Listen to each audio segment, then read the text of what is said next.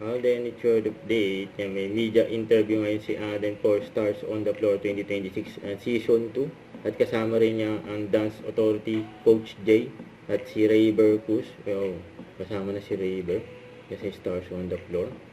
May pa nga silang tatlo. In-interview sila ng mga press. May nabangan niya sa February 15 na.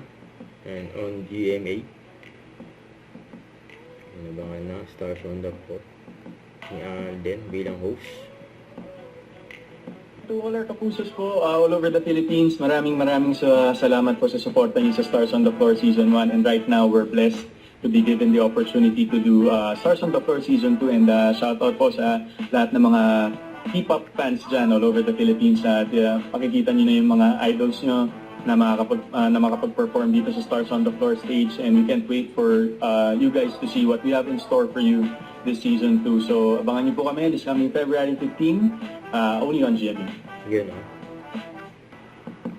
ito yung highlights ni Alden. And dyan sa media interview for Stars on the Floor and Season 2. Yung kaabang-abang na yan. Marami pasabog dyan.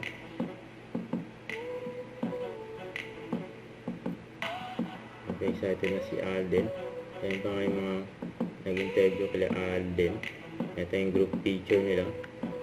Stars on the Floor, February 15. Don't forget to subscribe, click the notification bell for my update. This is Richard, yung Action Vlog. Stay tuned for more videos. See ya.